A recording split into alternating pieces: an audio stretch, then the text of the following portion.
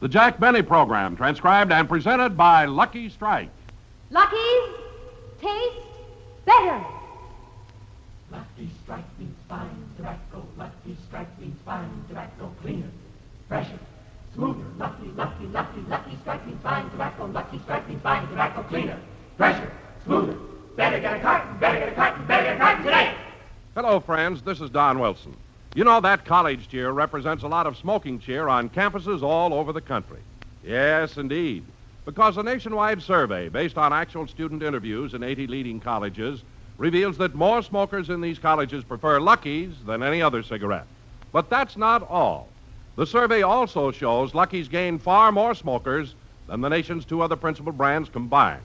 More important still, the reason most often given by students for smoking Lucky's was Lucky's better taste. Yes, Lucky's do taste better, because LSMFT, Lucky Strike means fine tobacco, fine, mild, good-tasting tobacco. And Lucky's are made better, made round and firm and fully packed to taste cleaner, fresher, smoother. So make your next carton Lucky Strike, and you'll agree Lucky's better taste is something to cheer about. Lucky Strike means fine tobacco. Lucky Strike means fine tobacco. Cleaner, fresher, smoother. Better get a carton, better get a carton, better get a carton today.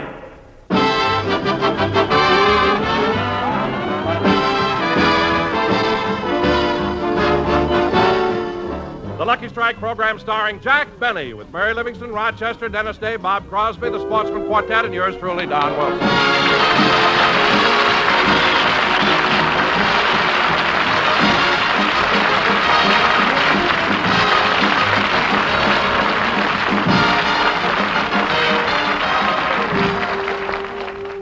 Ladies and gentlemen, it's morning in Beverly Hills, and as we look in on the Benny household, we find Jack just entering the kitchen. Rochester must have overslept again. I'll go wake him up and have him fix my breakfast. I don't know why it is, but every time I give him a day off, the next morning he oversleeps. It's the second time it's happened this year.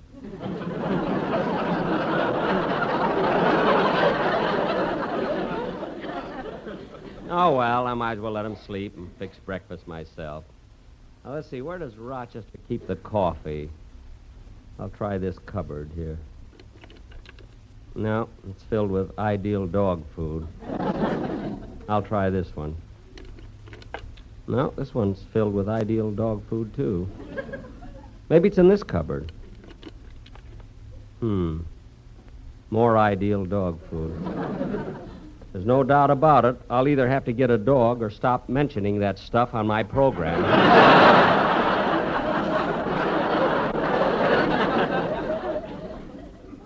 Well, I can't find the coffee. I'll just have to wake Rochester.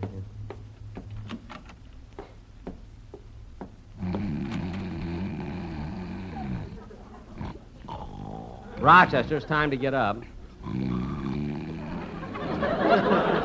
Rochester, get up.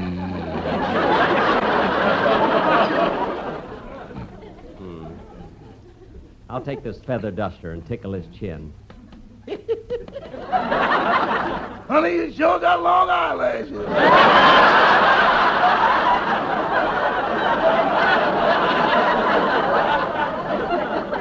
Rochester, get up! Huh? What? Oh, it's you, Mr. Benny. Yes, it's me, honey, and I want my breakfast. I'll get it. Gosh, boss, I'm sorry you woke me up when you did. I was having the most wonderful dream. I know. You were dreaming about a girl. Yeah, we were going to get married, and you offered me a $50 raise. I offered you a $50 raise? Uh-huh. And just as you were giving it to me, you woke me up. Oh. That's the third time it's happened. I know, you told me. Once I dreamed you were cutting my salary, and you let me sleep till 4 in the afternoon. It was just a coincidence. Anyway, I'll answer the door, Roger. You get dressed and make my breakfast. Yes, sir. Hello, Polly.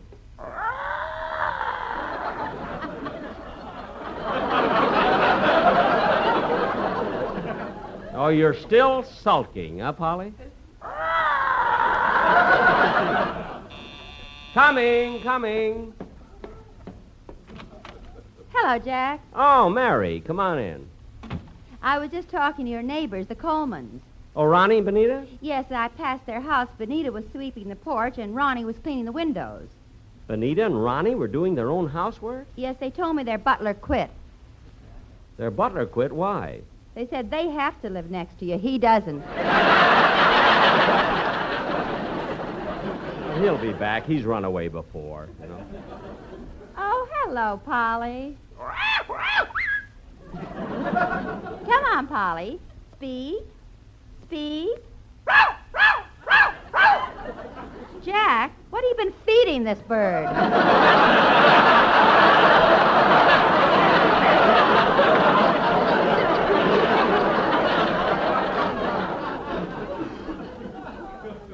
It wasn't my fault, Mary. She happened to find a can opener.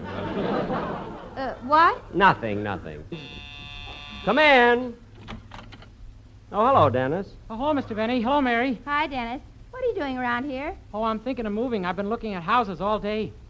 Oh, you want to buy a house? Yeah. How much would you take for this one? Oh, don't be silly, Dennis. My house isn't for sale. I know, but if it were for sale, how much would you take? Well, hey, let me see. See, it's in the best part of Beverly Hills. I have an acre of land, 12 rooms, a swimming pool. Oh, I'd ask about $100,000. I wouldn't have this dump if you gave it to me.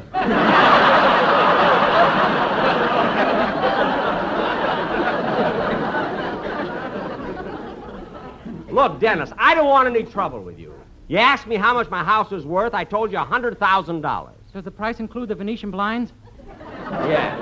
Also the drapes and the carpets. Anyway, Dennis, what's wrong with the house you're living in now? You just moved in. I know, but it's too inconvenient. Inconvenient? Yeah, in order to get to the bedroom, you have to go through the furnace. Well, that I don't understand at all. Dennis, what kind of a house are you looking for? Oh, it's sort of a ranch house. You know, everything on one floor. How many rooms? Well, I'd like 2 bedrooms, a den, a living room, and a kitchen. How about a bath? No, thanks. I had one this morning. Why do I always get trapped into these things? Mary talks to him, she gets a sensible answer. I ask a sensible question, what do I get? Abbott and Costello.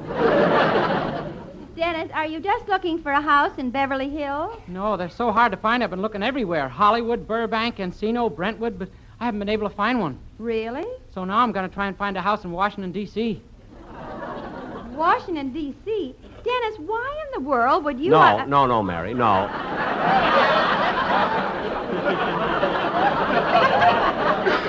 Mary, no. Huh? Look, it's bad enough that he traps me. I'm not going to let him make a fool out of you. Dennis, let me hear the song you're going to do on this week's program. Yes, sir. But, Jack, I want to know why in the world he would go to Washington, D.C. to... Mary, please, I'm doing this for your own good.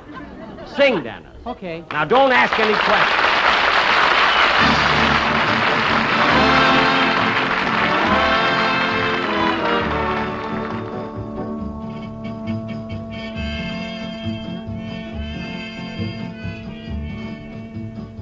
Lady of Spain, I adore you. Right from the night I first saw you, my heart has been yearning for you. What else could any heart do? Lady of Spain, I'm appealing. Why should my lips be concealing all that my eyes are revealing? Lady of Spain, I love you.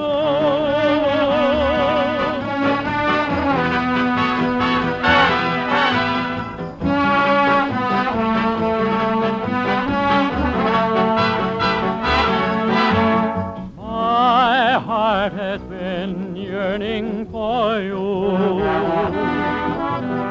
What else could any heart do?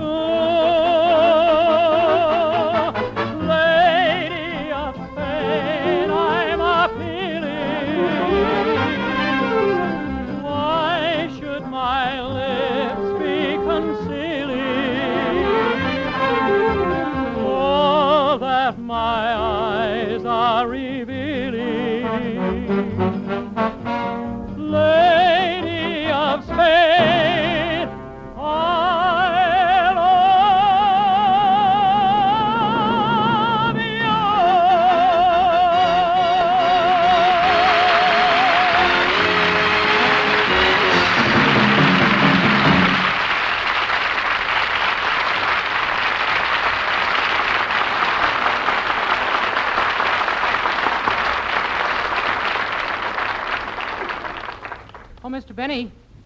Mr. Benny, Huh? did you like my song?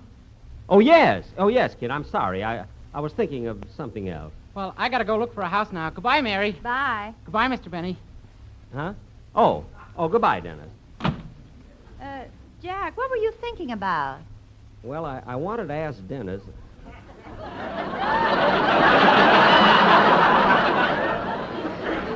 No, I'm glad I didn't.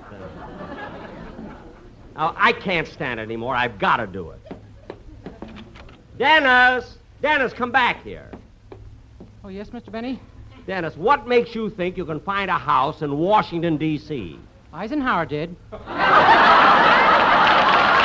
home!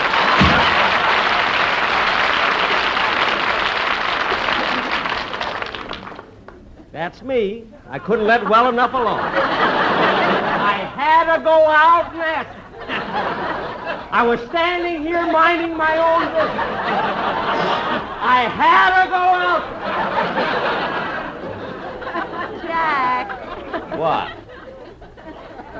Jack, look, I gotta be running along, too. I couldn't stand it.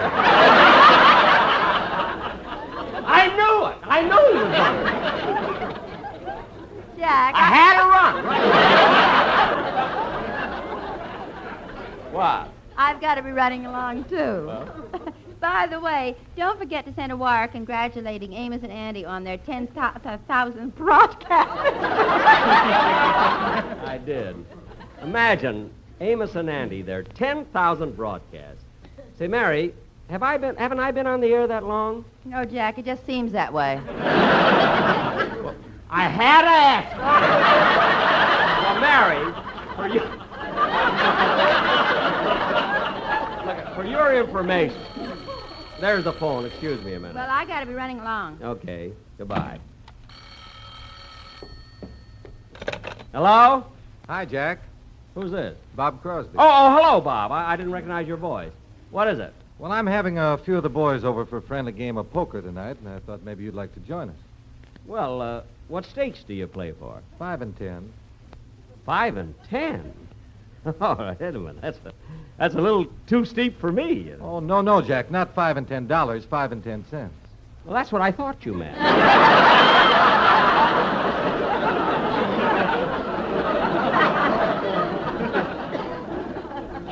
Well, Bob, who's going to be in the game, eh? Well, just some of the musicians, Jack. We got Bagby, Fletcher, Remley, Sammy the drummer, Kimmick, and Arturo Toscanini.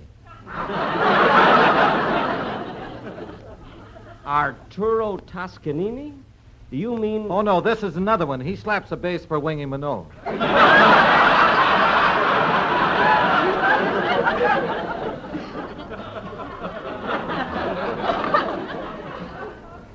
Oh. It confuses everybody. Well, I should imagine, huh? Well, how about it, Jack? Could you come on over tonight? Well, I don't know, Bob. I might drop around for some laughs, Oh, you know. that's swell. We'll be playing out by the pool. We'll all be in our swimming trunks. Wait a minute, Bob. Won't the boys be cold and nothing but trunks? Yeah, but they won't play cards with each other wearing anything that has pockets or sleeves.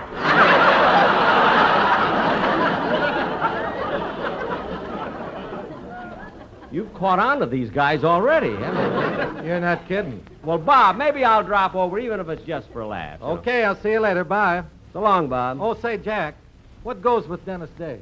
What do you mean? Well, he was over to see me last night. He wants to buy my house. Did he offer you a good price? Yeah, but I turned it down. Why? Well, he wanted me to include my Venetian blinds, drapes, and children.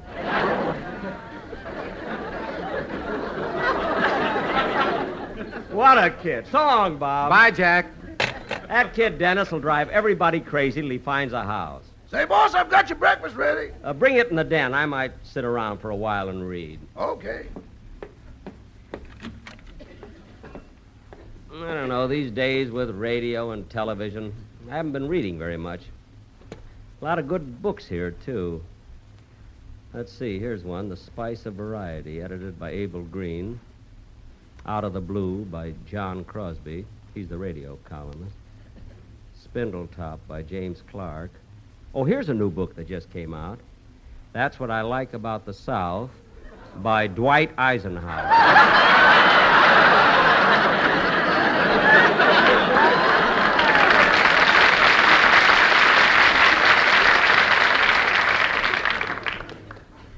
Here's another. It Takes All Kinds by Maurice Zolotow. Oh, let's see this one. The Cosmic Effects of Nuclear Fission on Psychological Aberrations. Oh, yes, that was given to me for Christmas by Frank Remley.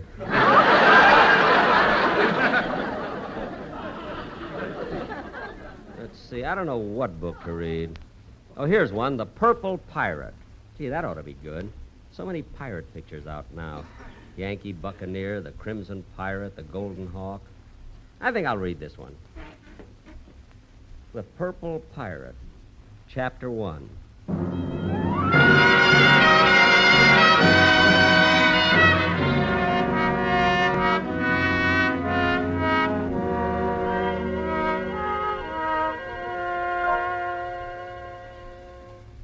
Yes, I am a pirate.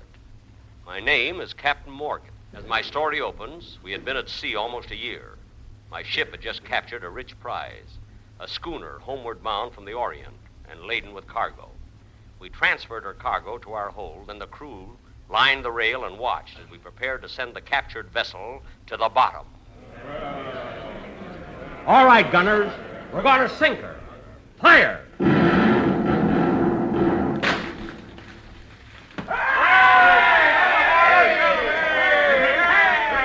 She's sinking fast, Captain. Good. Tell me, Red Robert, did we get much booty? It was a rich haul, Captain. 100 bolts of silk, 50 barrels of rare spices, 10 sacks filled with gold, and 4 cases of ideal dog food.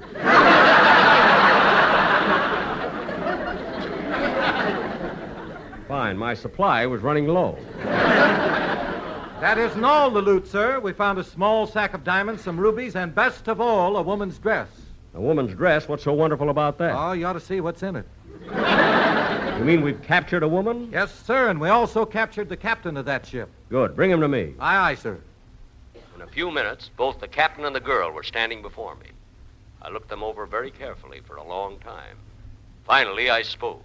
Which one of you is the captain?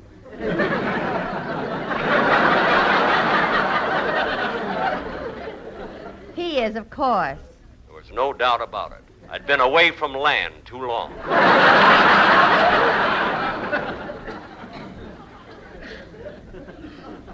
As I stood there, the schooner's gruff captain turned to me and spoke.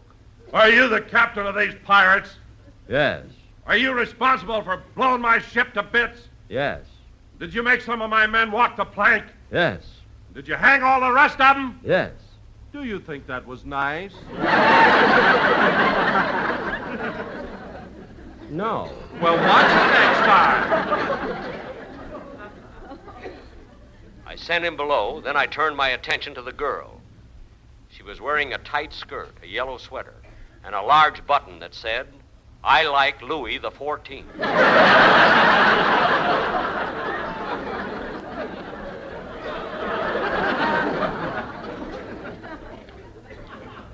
As she stood before me, I remembered the superstition of the sea.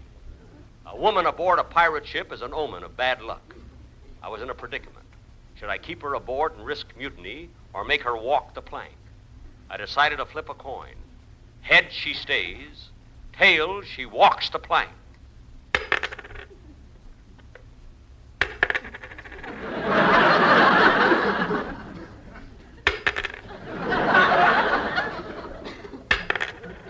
Heads, she stays.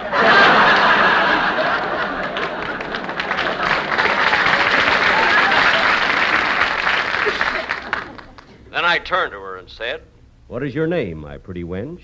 Marie Antoinette, Crestview 7, 3808. What? If a man answers, it's my sister Babe. I had to ask.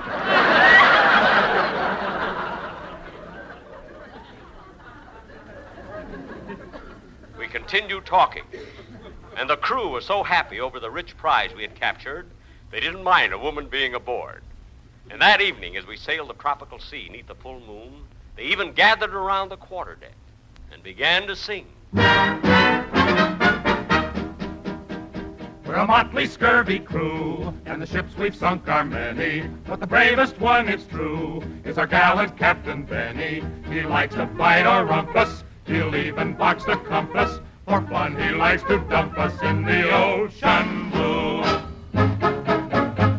We like an LSMFT, for it's a favorite smoke at sea, whose praise a sailor loudly chants, and so do his sisters and his cousins and his aunts. But first he will tear 'em and compare 'em, and he'll share 'em with his sisters and his cousins and his aunts. We would rather have a lucky strike than a solid gold marlin spike. We will stick to luckies and take no chance, and so will our sisters and our cousins and our aunts. We all think luckies are really great, and so does the captain and the bosun and the mate. We'd rather have 'em than pieces of bait. So would our uncle and our brother and our mother and our brother and our mother always seem to one another lucky strike.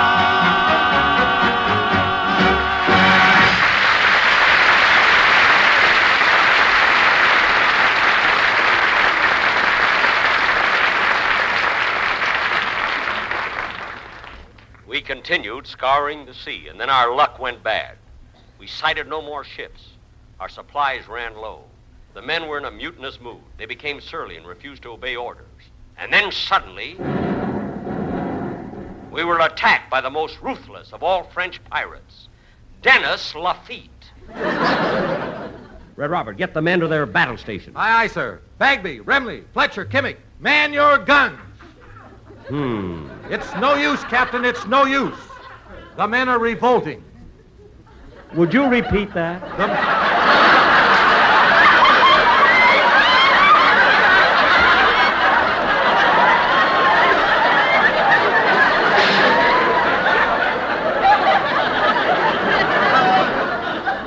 The men are revolting. Robert hadn't been with us long, or he never would have thrown a feed line like that. The battle went badly, and we suffered heavy casualties. Finally, to save lives, I decided to surrender. I grabbed a white flag and started to wave it. Hey, give me those back. I'm sorry, miss, but this is no time to be doing your laundry. We were taken prisoners and immediately locked in the dark hold of the ship. For 3 days, we didn't see our cruel captor. Dennis Lafitte didn't kill his prisoners by making them walk the plank. Oh, no. He was too cruel for that. He would make you stick your head through a hole in the canvas while his crew lined up and threw baseballs at you. This wasn't so bad, but the men behind you with those darts were murdered.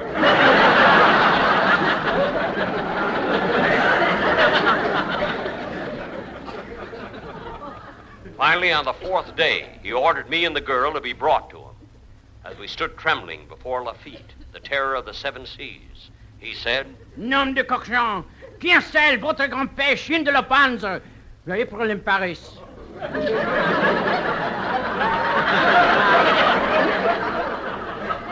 Huh? You are in the presence of the great Lafitte. Kneel, you pig. Yes, sir. Good. Now you kneel, too. Yes, sir. Ah, how I love to play the leapfrog.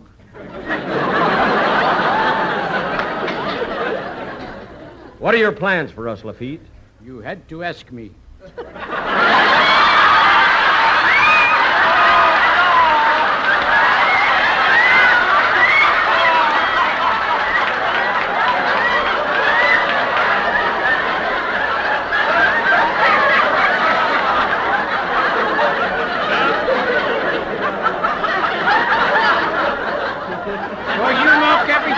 I'm going to ask you again.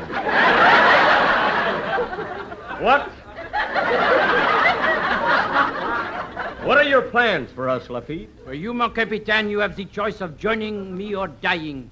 Well, I'll join you. Do I still retain my rank as captain? Captain. You fool, you'll be my slave. A slave? I'd rather die first. You don't know us Englishmen very well. All right, you die.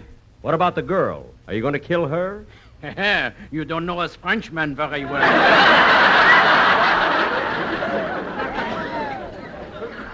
What? I shall marry the girl and make her the pirate queen. She will be my wife, my sweetheart. And now I kiss her. She'd rather die first. You keep out of this.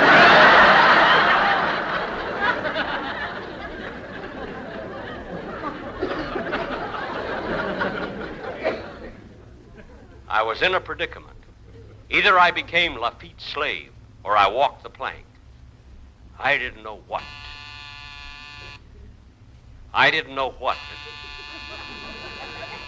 There's the door buzzer. Right? Door buzzer, right in the most interesting part. I can't even read a book around here. Rochester! Oh, darn it. Coming! Middle of a book. Mr. Benny, Yes? I'm from Beacon's Van and Storage Company. We got 2 truckloads to unload here. Furniture? No, ideal dog food. Well, put it in the swimming pool. The garage is full.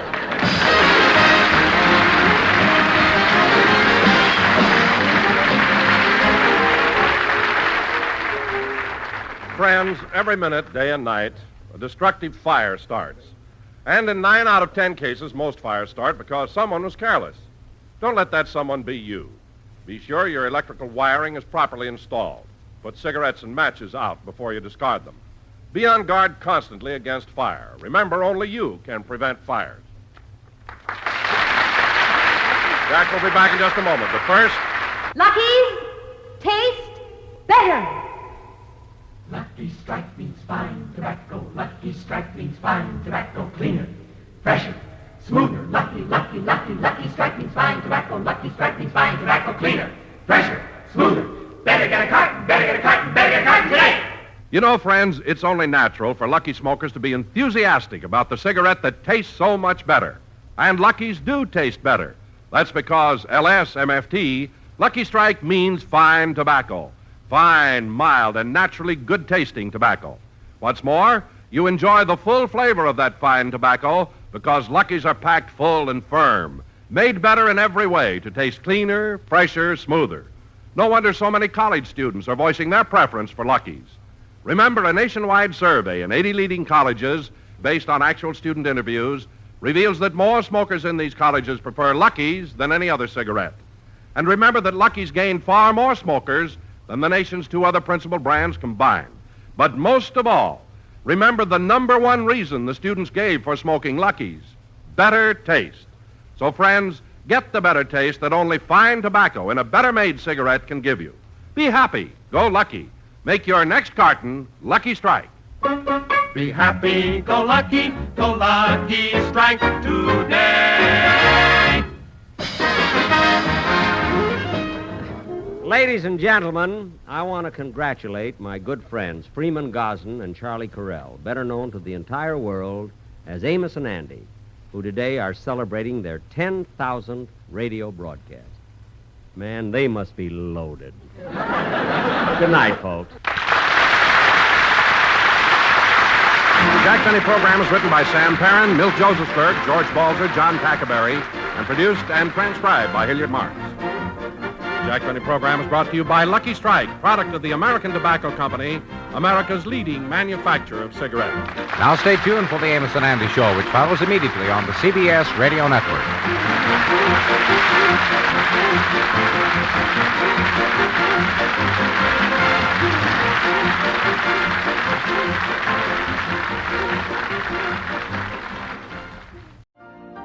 You've been listening to the OTR Gold Network. Find more classic radio at otrgold.com.